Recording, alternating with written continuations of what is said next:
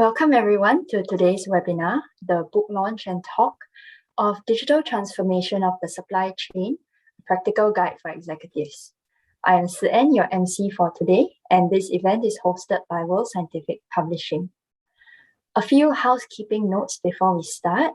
Please have your camera off and your mics muted. There will also be an Q&A session after the talk, so please feel free to post your questions in the chat box. Also, this webinar will be recorded and posted online. Today, we are very fortunate to have guest speakers Mr. S.C. Chin, Professor Janat Shah, and the authors of Digital Transformation of the Supply Chain, a Practical Guide for Executives, Dr. Albert Tan and Mr. Samir Shukkla with us. They will be sharing the insights into how to lead the transformation project and how to manage change internally and externally. Introducing our special guests, Mr. S.C. Chin has more than 30 years of experience in managing logistics operations for warehousing, transportation, and other logistics services for UPS, Keppel Logistics, and Menlo Logistics. He has led many logistics projects overseas and streamed their operations to achieve lower costs and higher service level. He has also taught logistics and supply chain management courses to executives in Asia.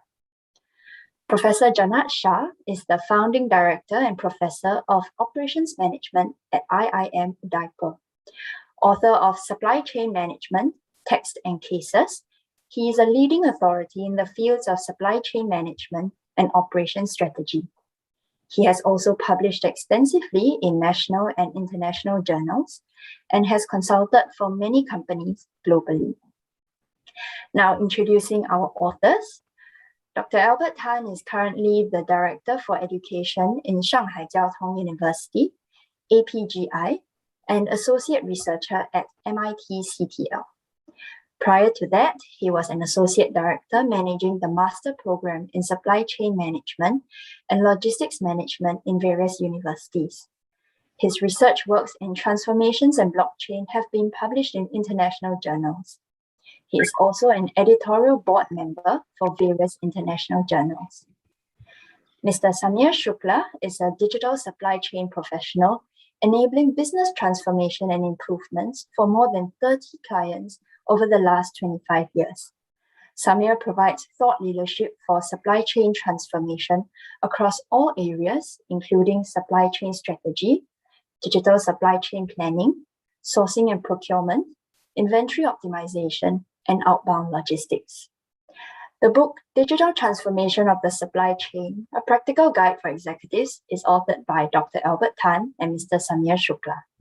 It unravels the complexities of supply chain process transformation by explaining step by step, in simple terms, what are the requirements for success, right from the basics to how to implement this complicated task. So now let me hand the time over to Dr. Albert Tan to kick things off with his presentation. Hi, thank you, Anne, and thank you everyone for your joining us for this launch of this new book called the Supply Chain Transformation. I would like to first share with you why me and Mr. Samir come up with this book, because we find that there were so many initiatives and so many reports on digital transformation. And since we are also in the, have a lot of interest in this area, so we start to look at what companies are embarking on. And previously, when we look at the, in the 1990s, most of the time we were looking at organization improvement within an organization. So it started off with Michael Hammer talking about re-engineering, and I also started to write something on that area. But today we are notice that most companies are going beyond their own organization, and they are more interested in improving the entire supply chain. And in order to do that, they are, of course, looking at the digital transformation. And the digital transformation would require coming up with a totally new platform to disrupt the whole entire industry. Whether you look at Uber or Airbnb, so it's not just changing the supply chain, because it could totally transform the whole industry as a result of the transformation. So whatever tools that we learned in 1990s may be different from what we are engaging today, because it is not just looking at organization improvement, but we are looking at a total change in the industry transformation. And I have been looking at most of the companies that have been doing the so-called transformation. We look at some of the challenges that people are facing using some ERP like SAP and Oracle, and then they find that there are a lot of limitations that they cannot overcome. And as we move into more channels to get more revenue, and we also introduce more product into the channels, then we get into more complex omni-channel challenges, where you have online and you have offline and you have multiple products. So in the end, they will need to kind of evolve into a digital platform. And when you look at a digital platform, it is pretty complex, because you must have the underlying information from ERP, and then you have to be able to connect to online platform. And then you need to be able to connect to operations, and even going to the MES solutions. So it's a pretty complex thing, and that will definitely disrupt the industry. So today, with the pandemic, we also noticed that it is one of the drivers to move towards a digital platform as part of digital transformation. But rather than looking at narrowly at the company improvement, they are looking at really from an industry perspective, how to make a change. So Sam and myself, we look at what people have done in the digital transformation, and we can summarize it in 3 layers based on the book that we have authored. The first layer is really to look at what are we trying to set our goal for transformation, right? And not just go ahead and decide, okay, we will do blockchain, AI, but rather what is our ultimate goal as part of transformation? Are we going to have a totally different way of giving our customer a different experience?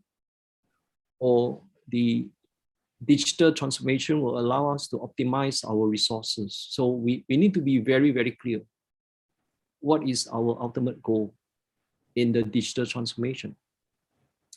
And once we are very clear about the goal, then the next thing is to examine our existing value proposition, our customer segment, our existing channel, our products and services, our revenue and value stream. Whether based on the new set of goal, do we need to change? The most important thing that I noticed most of the company in digital transformation is to kind of rationalize what will be the new value proposition that they want to offer, especially in the omni-channel.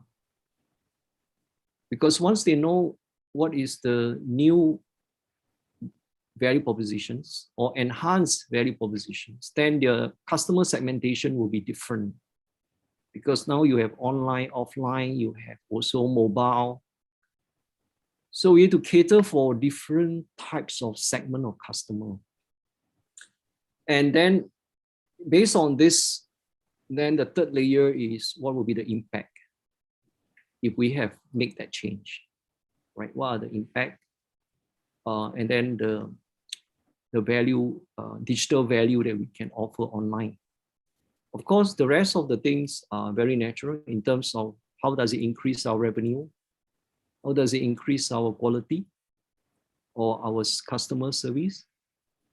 Or how do we reduce our costs or our risk? So until we are very clear of all these three layers in our framework, we should not even embark on digital transformation, because you are most likely going to get into some endless spending of money without knowing what's going on. And also we came up with a implementation framework based on companies that have implemented digital transformation, right? We talked to some companies. As I already mentioned, the very first thing is to really question what is our new value propositions. Once we are very clear, then we can then look at how does it impact our processes, and also who are our new stakeholders in this new project or transformation. Because in most of the digital transformation, we notice the stakeholders are not just internal stakeholders.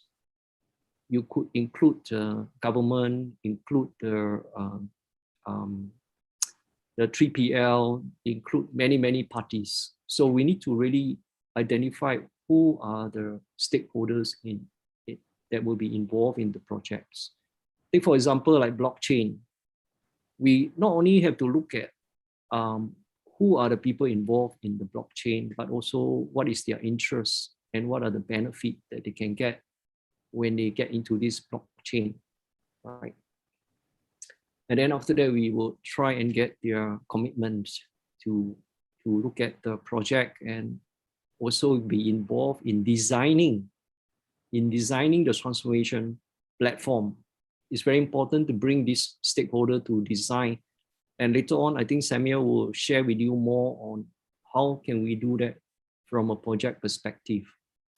And of course, we can examine the processes today and then come up with new processes. So here, in step number 5, we can do what we have been doing from early days, applying some kind of brainstorming and re-engineering techniques to improve and challenge the existing process. Then in step 6, then we will look at what are the enabling technologies that can support the new processes that we have created. And it could be artificial intelligence, it can be blockchain or big data or anything like that. And then from there we can, but this is the step which we find that not many people are doing. Basically, once we come up with a new way of doing things, we would expect you to kind of do some process simulations and modeling to make sure that your so-called your new platform can handle the skill of the people coming in and all that. Because we also see that like in blockchain, it is not easily scalable because it takes some time to get one transaction approved, especially when you have smart contract in there. So if you don't simulate that environment, you may find that it's not scalable in the end.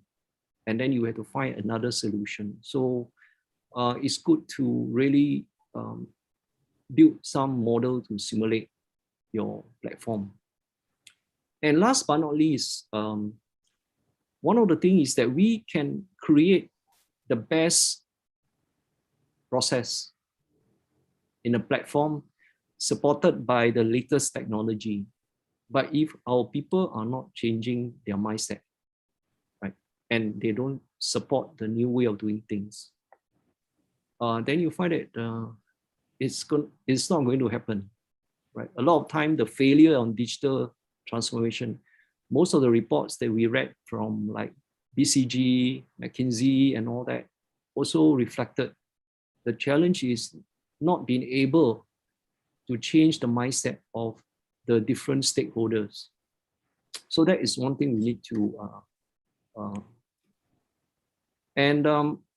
again, in digital transformation, while you can come up with the digital strategy, which is the value proposition, the goal setting, and so on, we also need to look at not just changing processes, but we also need to look at how does the new processes impact the kind of jobs that we have, the new job and the existing job. What kind of skill set do we need to reskill, or even to obsolete some of the skill that is no longer needed? So we need to understand the impact of the new platform. How does it impact our existing job, and what kind of other job we need? And not forgetting to set the new KPI, because people don't change unless we change the KPI and incentive system. And all this will hopefully lead to create the value system that we want, the right kind of value system. Yeah. So this is just a quick overview of what the book entails. And now I think I will hand over to Anne to continue with the question and answer. Thank you. Thank you, Dr. Tan, for your very informative sharing. So perhaps now we can move into a discussion with our authors and our special guests to further understand the context of the book.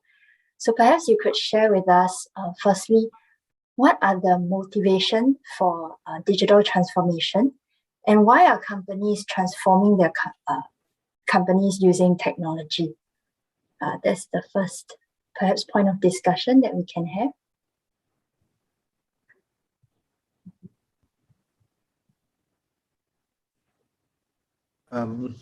Okay, so I think Samir here, to just set the motion and kickstart the discussion on this particular topic.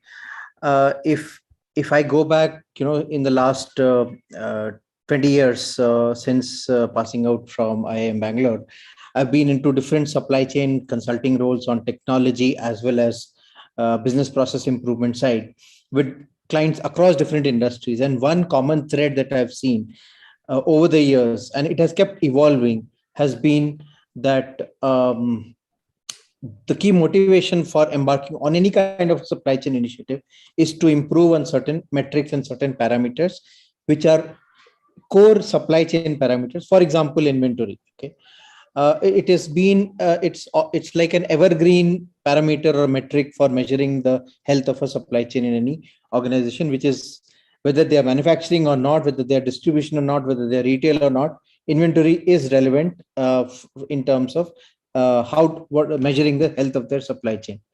So what I've seen is that initiatives towards inventory optimization, either by improving processes of goods movement, goods storage, warehousing, etc., or by implementing some ERP or some advanced digital technologies, companies have been motivated to optimize their inventory, and which ultimately will have an impact on their P&L and the balance sheet as well. So that, in my view, experiencing with different clients across the industries, has been a key motivator for supply chain transformation initiatives, has been improve some metric in the supply chain, which ultimately impacts overall business performance. Request our guests to add something from their experience perspective.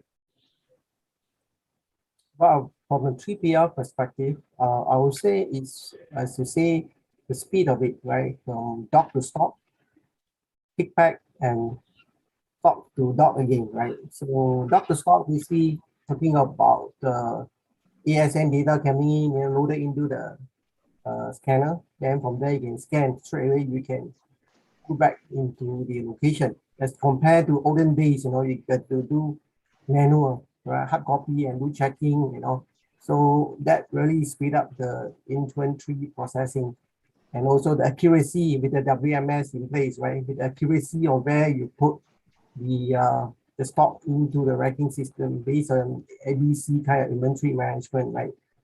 80-20 rules kind of a rule-based kind of inventory management. Then after that, we talk about data processing, order management system from the customer, right? EDI over, right? Instead of manually keying, right? Then EDI over, so everything is speed up, kind of processing. From processing, then data is downloaded to the scanning system, then tell you where to go in the warehouse. Then from the warehouse, you pick pack, and then you straight away put it to the dock and get the transporter to pick it up. So from the warehouse perspective, I think yes, you're right. The improve the frequency of the inventory turn, and also the accuracy of it. Thank you. So, I think as colleagues mentioned that over a period of time, there's challenges in terms of how do I reduce my cost? How do I reduce the lead time? How do I offer more variety, including customization? And how can I be more resilient? Has been there. Now, what has happened is a couple of drivers. One is somewhere, what everybody has seen e-commerce has done. So when all of us see Amazon delivering large product variety with a very short product window, short time window, for all the companies which have been traditionally in supply chain, suddenly this is a huge challenge. And also an opportunity saying that if Amazon can do it, why can't we do it? So I think somewhere this e-commerce players, especially Amazon, has created great awareness about what could be done. Second, I think, what somewhere COVID has, somewhere, all of us are now suddenly realized that we're working from home, work from a different geographies. So I think this whole idea, so there was this, everybody knew that we had to do something in this space, but somewhere COVID has accelerated in terms of how we need to use digital, to relook at the way we manage supply chain, to drive our various metrics we're talking. Thank you all for your sharing. I think now that we have covered the beginnings of digital transformation, right? Like what are the motivations? And I think the speakers have all mentioned that you begin with some kind of goal in mind. We begin with the end in mind. So perhaps another area that people would like to find out about is what are the key success factors in digital transformation? Can you give some examples? What would help them to achieve success in their digital transformation? So let me answer that question again. Based on my experience with some of the companies that have implemented digital transformation, I think the foremost, most important thing is leadership. A very strong leadership from the company who see that there is a need to change from what we are doing today to something new. I want to cite a company, a healthcare company in Singapore. So every month in their monthly meeting, you will show a new screen of what the software can do next year when they are implemented, so that people, the employee, are able to accept that change. Then next year comes, there will be a new software, a new platform for them to operate on. So the leadership and the change management are two very, very important factors in getting the people to change their mindset, and also to prepare them for the new transformation. Because as I must say that in any transformation, there will always be casualties. There will be some job losses. Of course, I think the management have to look into those who are affected by the jobs. What should we do with them, rather than just, let them go. So it's part of change management. And I think if we were to work with the HR people, quickly trying to see who are the affected employee and how do we help them in during this transformation is very important also. So my key point is that leadership and change management are two very, very important part of any digital transformation. Thank you, Yeah. Dr. Tan. How about the rest of our speakers? Yeah, I agree with Dr. Albert Tan's talk about the leadership and importance to make sure that everybody is following the leader from the top. But of course, you have all the best system in the world, then but you don't have the right human capital or skill set to do it, then you're back to zero. So it's very important that to identify the training needs analysis. You really want to put someone on the job, ensure that they identify the training needs analysis and what are the skills get needed for him to be success on the job itself. Of course, they should be the buddy system, to handheld the person so that he can work along, and prove himself that he can do the job. Thank you. So, if I just add to the discussion, as rightly mentioned, the leadership change management will play an important role. But in my view, key factor would be essentially looking at from a business lens perspective. If you're not careful, you're going to get carried away by technology for the sake of technology. They're all new technologies. So you would hear about blockchain, you would hear about all the technologies. And if you're not careful, you'll get carried away in terms of, saying, I should have this, I should have this. I think you have to keep asking a question from a business perspective. That's where the framework you suggested is extremely useful. That finally you have to start from a business, that it has to solve a business problem in terms of the various metrics which we are talking about. Either from a customer angle perspective, you're improving customer experience, or you're improving organizational efficiencies. So you start from there. That's where, and since it's going to require changes on people, process, and technology, you do need the top management involvement. There's also, I think, Dr. Tan has talked about this issue earlier, that it's not just your firm. Your other partners in a chain are also going to be important. Whether we talk about a third-party logistics service provider, whether our suppliers, right, or dealers. So it's not just what happens within a firm, but also you have to make sure that your partners in the chain also work along with you. So that's the reason, all these key elements are important, but finally ensuring that you starting from a business is going to be key for any transformation. I just want to add one more point from what Professor Janat was saying. There was a consultant who also used this kind of methodology, which is to think big, start small, and scale fast, which is true. When we are looking at digital transformation, we cannot think within our organization. We have to think beyond not only supply chain, but at the industry level. So we have to think big, but then we have to start the project small because we are not sure whether all the stakeholders will agree with you. So we have to start somewhere.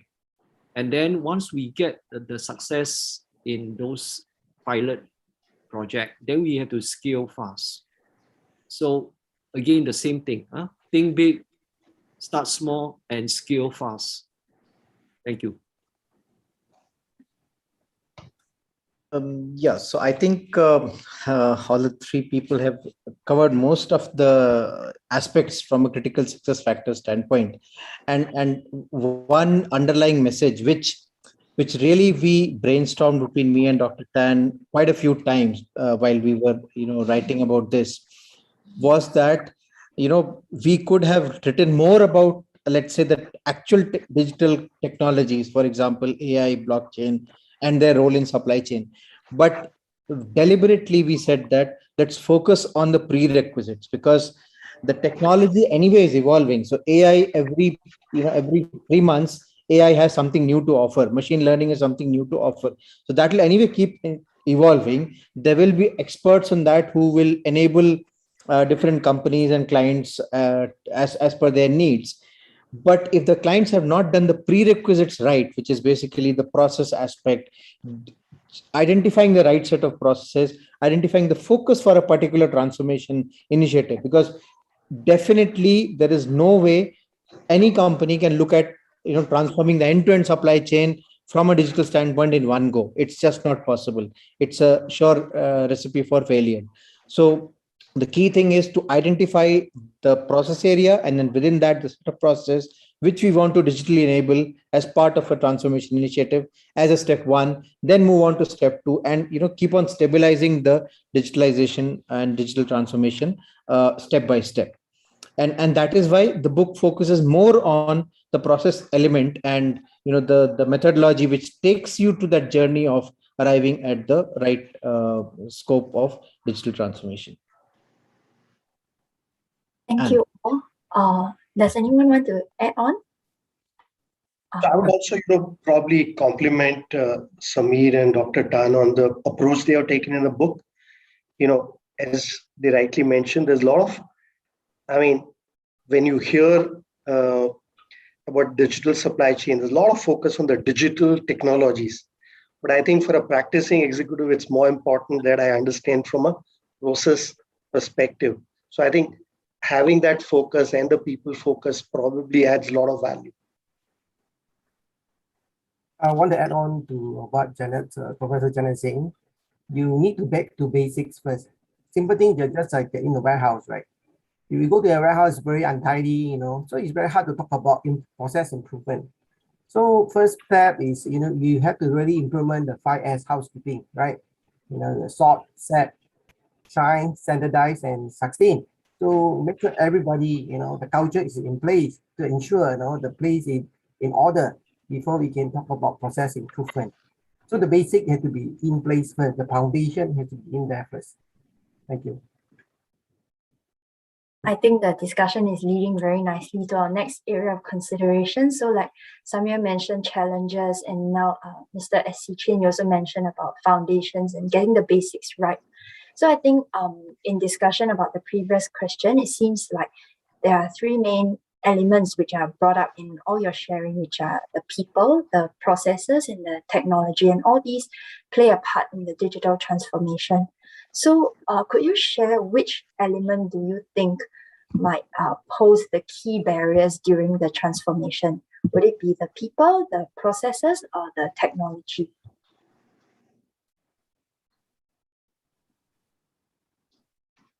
Okay, let me start again.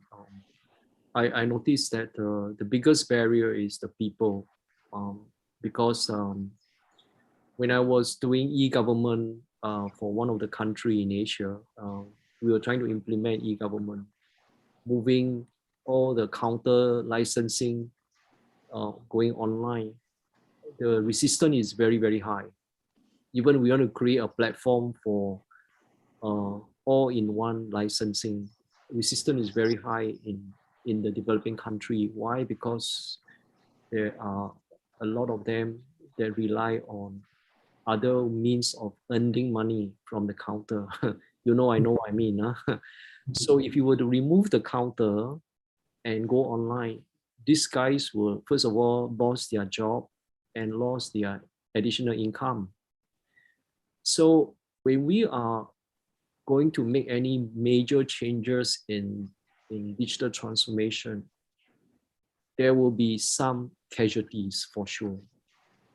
And the challenge is to convince everyone that this is good for everyone, but there will be casualties that we need to overcome. And sometimes it's not easy, especially when the employees are also actively in employee unions, and the unions are very strong. You'll find that it's tough. It's a tough job. Yeah. So that's all I have to share. The biggest challenge is the people. Yeah, I agree with Dr. Edward Tan. Human is the I think the main barrier to be successful, because without human intervention or human there, and nothing can happen, right?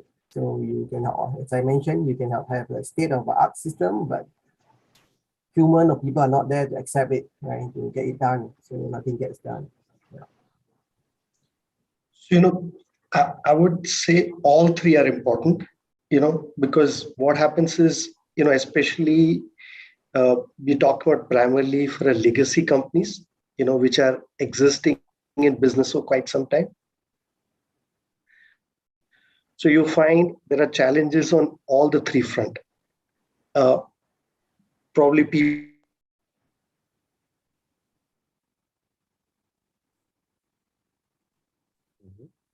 I for think example, processes. The unless you know uh, unless you reimagine your process, right? For example, there will be always tendency to say this is the process I've been working. Can I work with that? Same way on a technology. I think I would say it's not just one technology. In a digital, usually it's going to be a combination of a technology, how to use them in a meaningful way. So, that's one big challenge in all transformation, that you'll have to make sure that all the three areas, the people, process, and technology, how do you navigate them? And that's where this idea that maybe you start small, right? Because if your challenges are on all the three front, starting small will allow you to address some of these issues. One of the concern area has been, don't try and work with a untested technology, because when you combine that along with the people problem, some of this becomes a multiplicative. So I would say all the three are equally important. It's possible in some industries, maybe some dimensions are more important. And to me, especially if you're dealing with the legacy organizations, even their existing information systems are going to be a challenge. Your existing ERP will not allow you to do certain things, the speed at which they work. So I would say all three are equally important. And how do you address those issues will finally decide the fate of whether your transformation is successful or a failure. Um, yeah, I think not much to add there. Just that in recent times, with some client discussions on digital supply chain transformations, I'm seeing a fourth dimension actually gaining importance, and that is data. So traditionally, data has been considered within the technology dimension, but now, uh, more from a digital standpoint, data alone has so much significance, because AI, ML, all these have to mine a lot of historical data and then create patterns and all of that. That's the basic logic by which these digital engines work. So therefore, the importance of data has come almost equal to people, process, and technology. And so it's now going forward, I think it will be a four-dimension model where digital transformations will be looked at.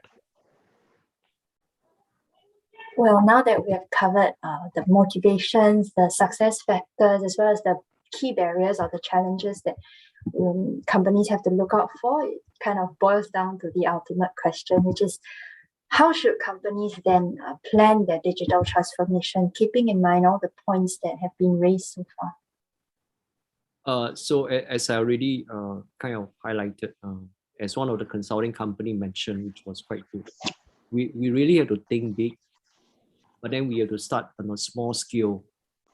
And then from the small scale, we come up with some small pilot project and make sure that it works. And from there, then we scale fast and implement with other stakeholders.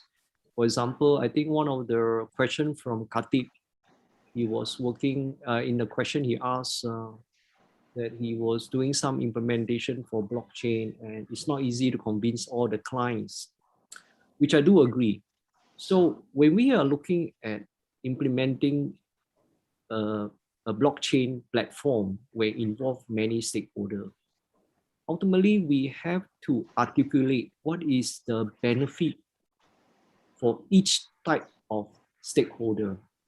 For example, one of the project which I'm working with Pakistan on halal supply chain using blockchain.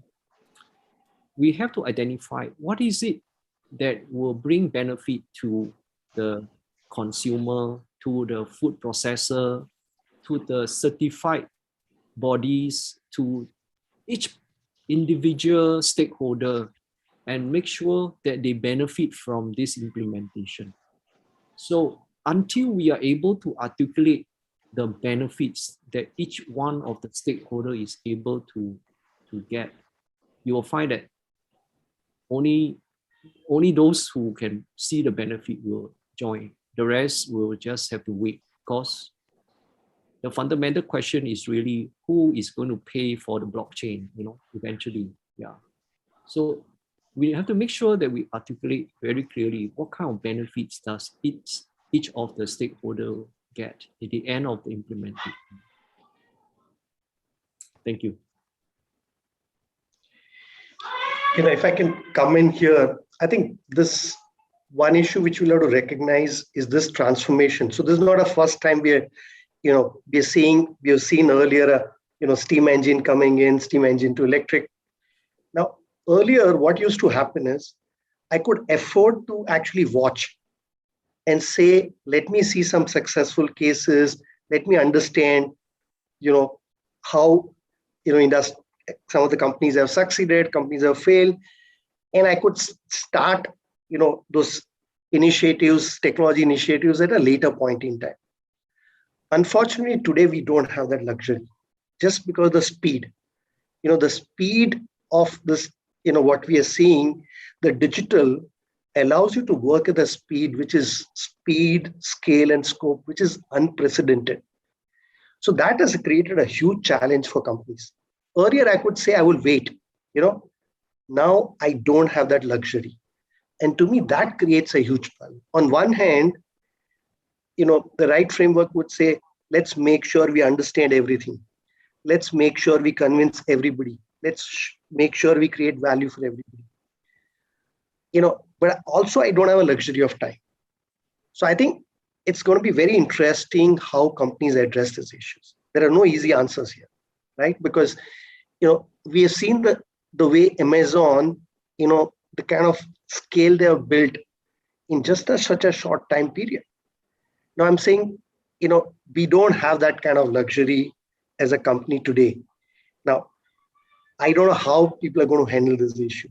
It's a huge challenge, which we have never seen in the past.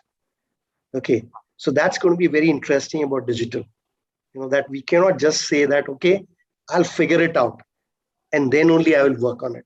So I think people will have to, keep working on a pilots, keep trying something. They cannot afford to say only when I understand every piece, then only I will start. So I think the challenge is of very different kind. I don't think we have a very clear idea of its implication, but that's what makes it more fascinating also. I think top management support coming very important from the top, right? So because the funding is from the top, right? Without the funding, nothing, there's no project going on, right? So, and the management had to be far-sighted to see that, this is a new thing, that can improve the system, can improve the market position of the company, right? So then, of course, if able to convince the management, then management must know that this project may fail also, right? So to allow the people to fail, then to start again. So I think the management have to be farsighted to see all this happening. Thank you. Yeah, I think I'll just sort of quickly put together what you all said, in the sense that it has to be a step-by-step approach. It has to start small and then scale up. And because of the speed at which the technology itself becomes redundant, you cannot wait for the success of someone else. So I'll sort of come back to, how we thought about this point while writing the book, to say that, let's focus on the steps that are required from a a business perspective. So what is definitely required from business standpoint is to identify the process focus, and then to say what will the future digitalized process look like, to have a view of that, which is basically the design element which Dr. Tan was talking about. And then also be able to say that, okay, now to enable this, which are the digital levers I will look at, or which are relevant to this process? Is it RPA? Is it AI? Is it ML? And things like that. And then also to say that, what is the value case or the business case? So fortunately, because of the advent of the same digital technologies which we are leveraging, or on which we are embarking, the same digital technologies have also helped us to create some frameworks, some mathematical models by which we can quickly actually calculate a value case. That, okay, if I implement, let's say, smart contracts, how much will be my spend reduction? Today, by doing a data analysis using AI, I can actually predict that. So which means that for the leadership to approve, for the management to have a buy-in, there's a solid value of business case which says that you implement smart contracts and you will have 20% spend reduction in 3 years time. So the power of digital is also enabling to embark on this journey faster, and that confidence building upfront to say that yes, there is definitely business value at the end of this journey. So that, I think, is quite important to do upfront, and get it creates interest and commitment from everyone involved. The discussion has been very interesting and comprehensive so far. So perhaps with the last about 15 minutes of our book launch, we can move on to questions from the audience, which have been put into the chat box. So one of the questions is from Hamsal, and they ask, how do companies build SC resilience in the situation of this pandemic, COVID-19, and post-pandemic as well?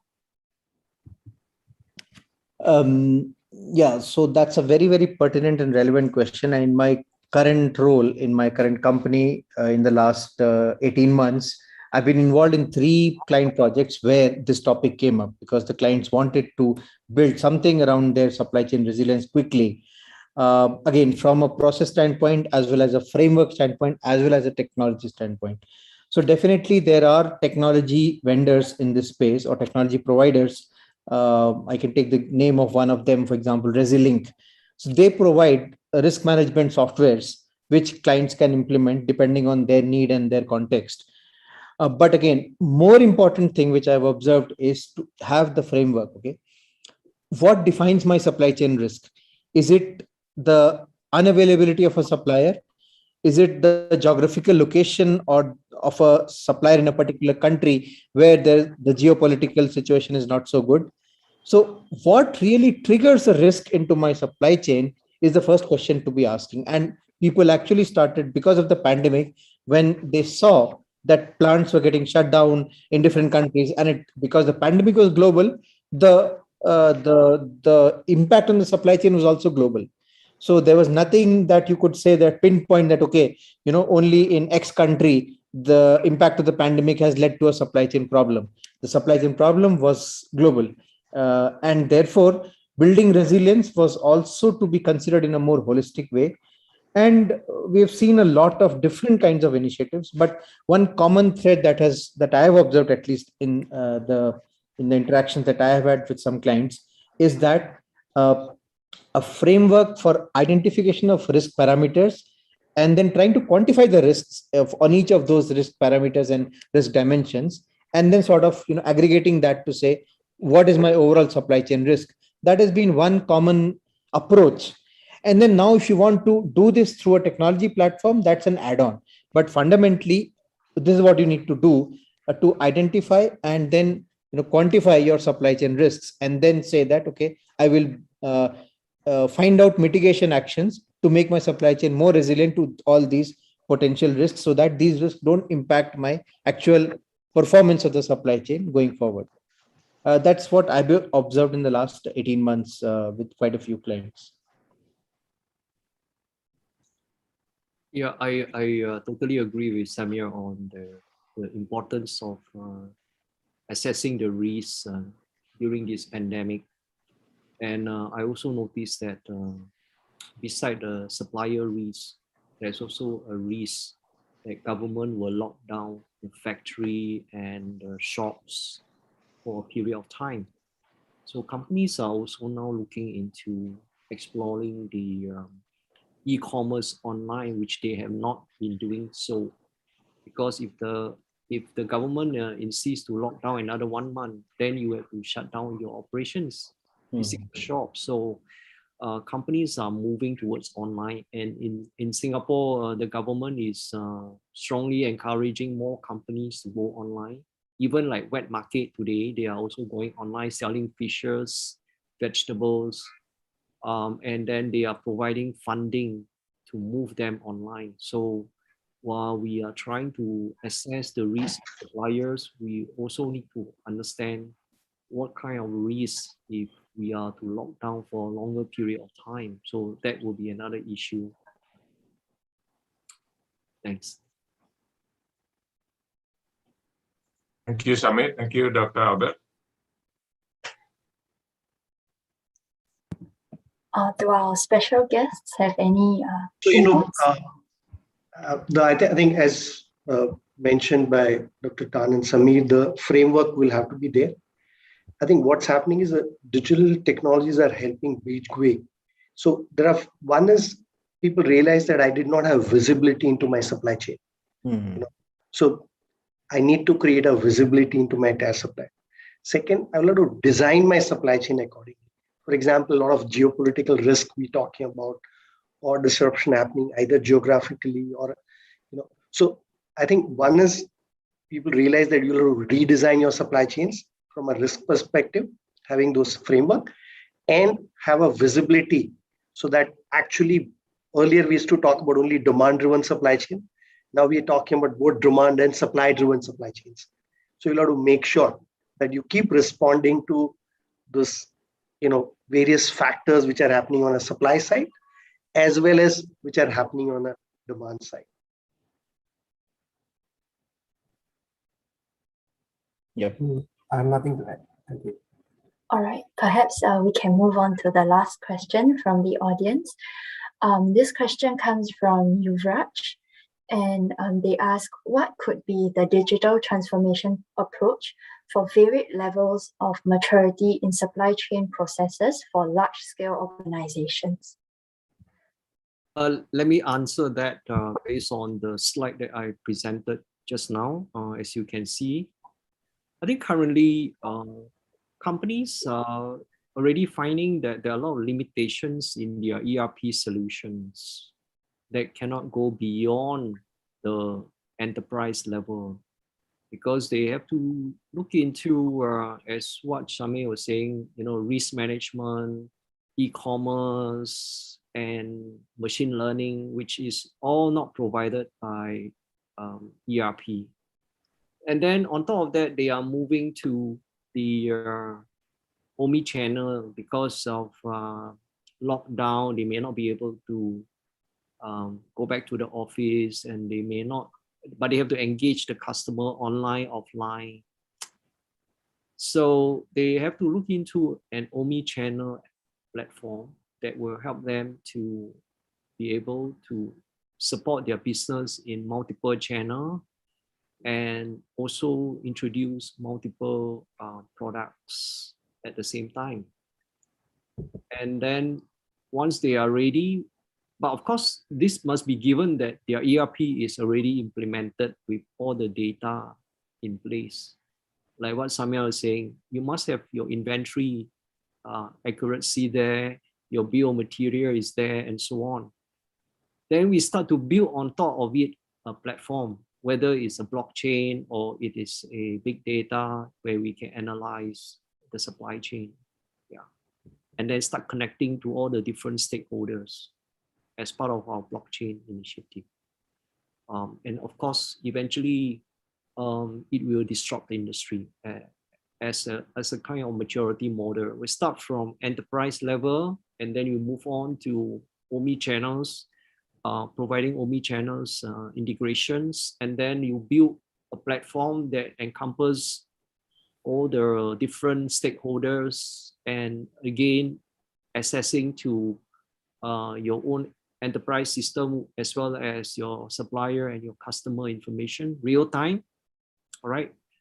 And then move on to look at how we can then disrupt. So just now I mentioned about where companies are moving online, but moving online does not solve the problem. Now they have to start to look at how can I do the last mile delivery? How can I partner myself with last mile delivery partner or provider? So it's not just switching from offline to online, but there are also logistic. How do I collect payment? Right. So the payment, the logistic, the delivery will also need to be think about when we move from one channel to multi-channel. So it's not as simple as what Professor Janet was saying, right? There are many other complexity back-end system that we need to take care of before we can move from one stage to another. So that's my my takeaway for this. Yeah. If I can just add to what Dr. Tan was talking about, and earlier Mr. Chin has also talked about that. On one hand, you need maturity in whatever you've done. So, for example, you have a warehouse. If it is not well organized in the first place, how would I actually implement digital? So, on one hand, the established company with mature processes may have an advantage that they can build on that. They have already some process in place. But there's also a challenge that you could also have is completely new player who's a startup will come and disrupt the industry. For example, the way Tesla came and so you had a lot of established player, Toyota and all that, very well managed processes, but Tesla comes and disrupt the whole chain in terms of everything the way they do. So, and the advantage the newcomers have, they don't have a legacy at all. So on one hand, it's good to have existing mature processes which allows you to X level, but at the same time, your existing legacy processes, even though they were at a high quality level, can actually become sort of a millstone around our neck. So again, it's not going to be easy because those startups are able to come and establish their scale at such a high speed. Earlier, because that speed challenge was not there, I had that advantage of my existing market share, and I had a time to respond. Now we're seeing that window which is available to me, it's much shorter. So, just to take one example, for example, if you look at a spare parts industry, traditionally we've done a lot of work on, optimization. Where do I keep spare parts and where do I place those relevant skills and all? Now, you could imagine a new set of industries coming in with a 3D printing and change the whole way in which those is managed.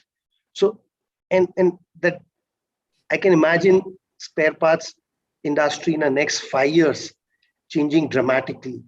What do I do if I had a very well-established, number of warehouses, I had a best kind of algorithms in terms of where do I stock various items, but you have a suddenly disruption which is happening in the industry.